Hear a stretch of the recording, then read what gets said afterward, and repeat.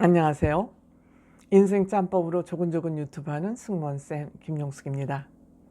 이번 영상은 우리 트롯맨 6가 온라인으로 팬미팅을 했습니다.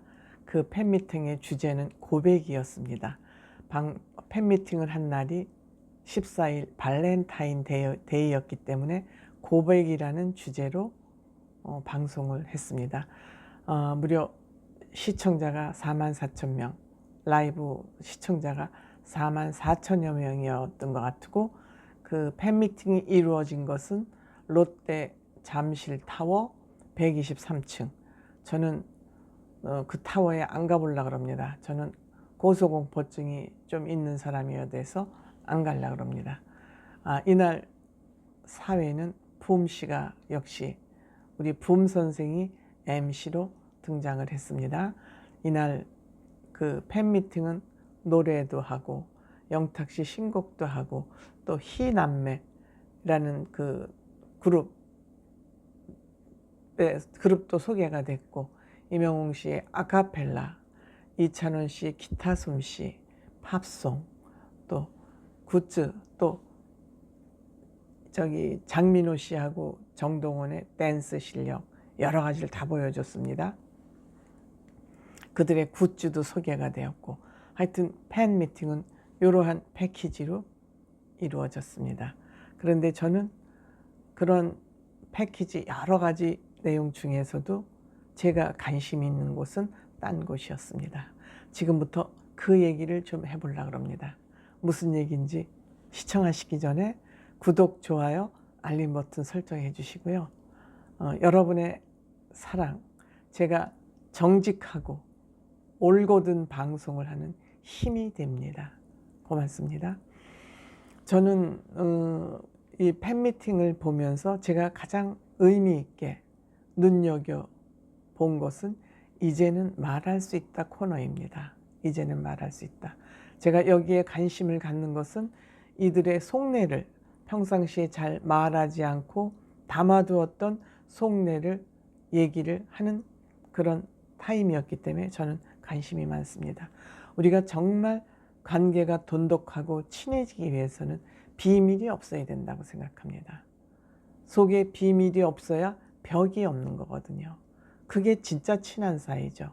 저는 부부 사이도 천한 부부관계가 저는 진짜 진정한 부부관계라고 생각합니다. 부부관계에 뭐 이쁜 모습만 보여주고 뭐 아름다운 모습만 보여주고 그렇게 해서 서로 좋다면 그건 남남의 관계죠. 격식을 차리는 관계죠.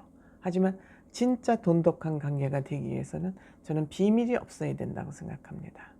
저는 인간관계에 제일 중요한 것이 비밀 없이 모든 사람을 대하고 생활을 할 수 있다면 행복하다고 생각합니다.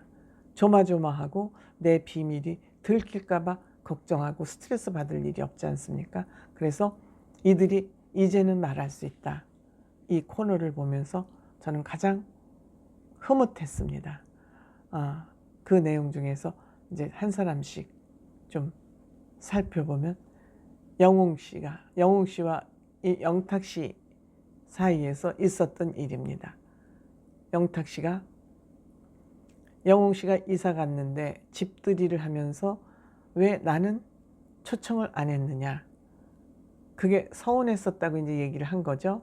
그러니까 이제 영웅 씨는 그걸 하려고 해서 그런 게 아니라 그날 스케줄이 맞는 사람끼리 우연히 그냥 집에 가서 밥 먹은 거다.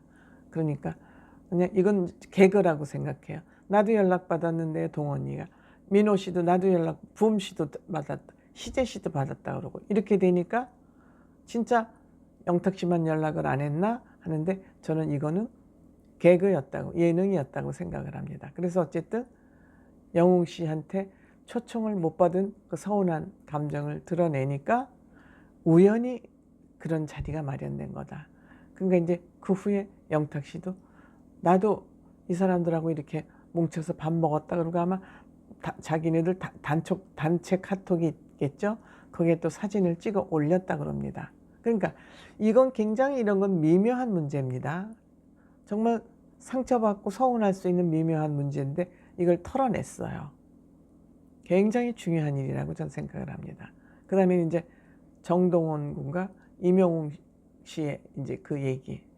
영웅 씨가 아마 자기 동원 군이 집에 자주 이쁘니까, 동생도 없고 하니까 이쁘니까 자주 가서 아마 놀고 자기도 하고 그러나 봐요. 그러다 보니까 영웅 씨 친구를 아마 소개를 해줬나 보죠. 그런데 이제 영웅 씨를 빼고 자기네끼리 재밌게 놀았다 이거죠. 이건 애교 있는 서운함이죠.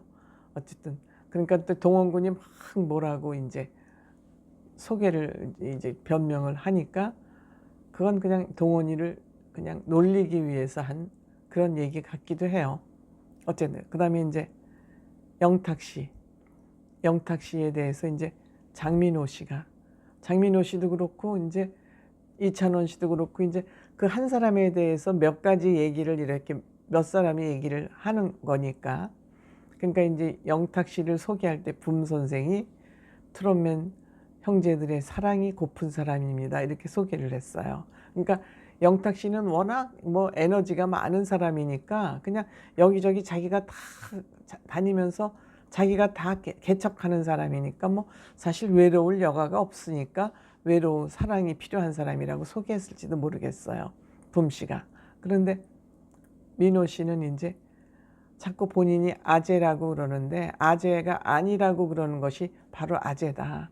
이제 이렇게 얘기하면서 찬원 씨는 영탁 씨는 이제 자기가 작사를 하는 사람이니까 늘 언어에 관심이 많은 것 같아. 그러니까 줄임말을 많이 쓴다는 거죠. 줄임말을 많이 쓰니까 그게 아재 아니냐. 아재 개그를 너무 많이 한다.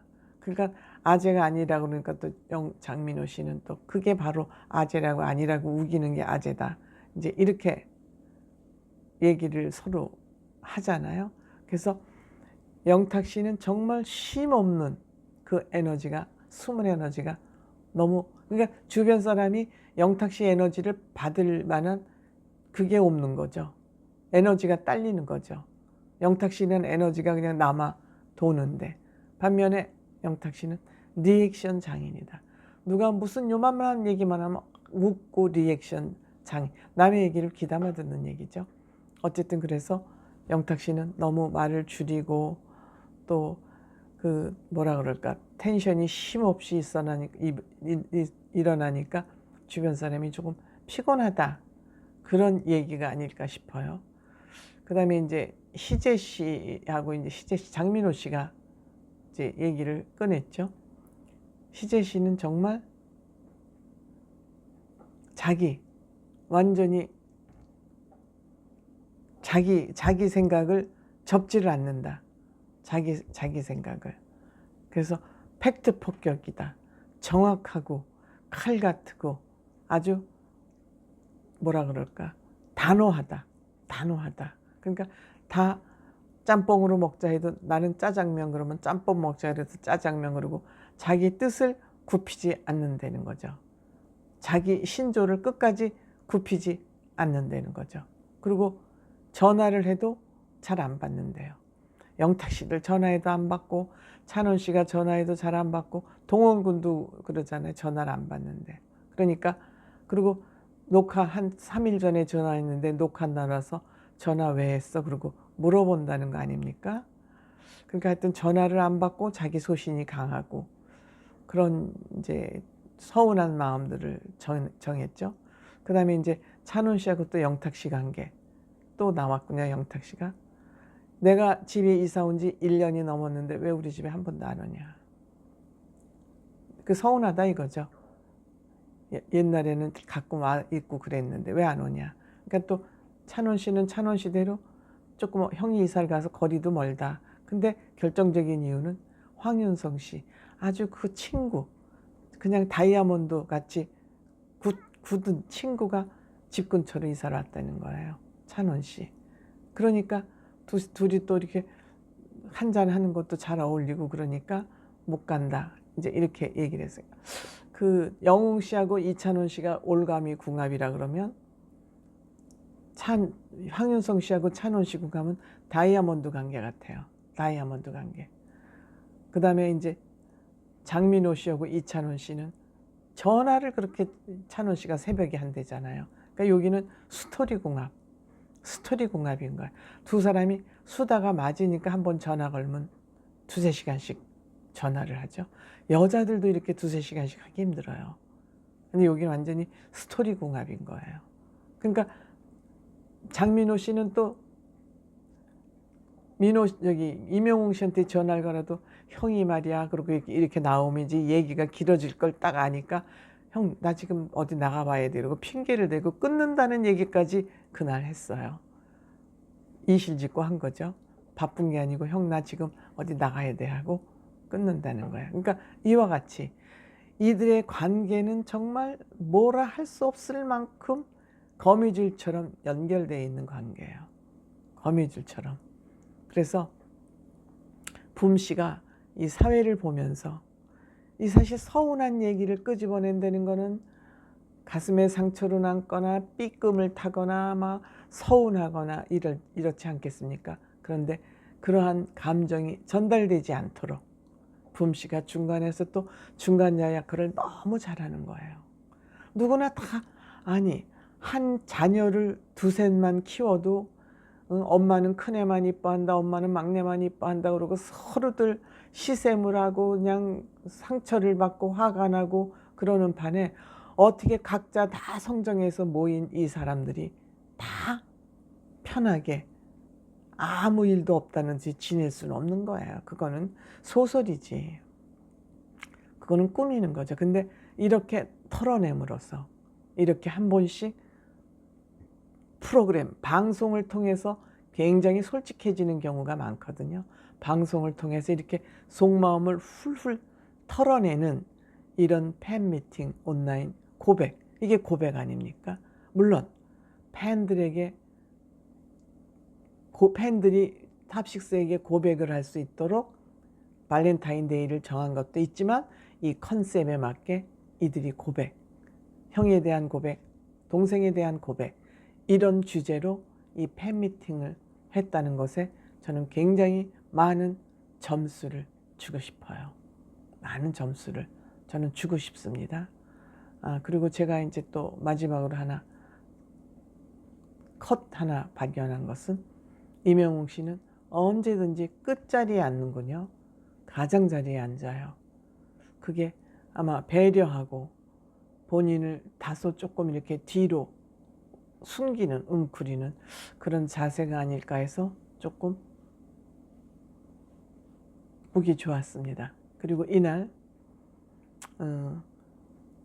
우리 이불 노래를 불렀죠. 그리고 김나희, 홍현희, 김희재 씨가 눈치 제로라는 희남매, 다 희자가 들어가지 않습니까? 그래서 희남매 눈치 제로를 부른 것도 이들이 정식 데뷔를 하기 위한 아마 홍보가 아니었나 이제 그런 생각을 합니다.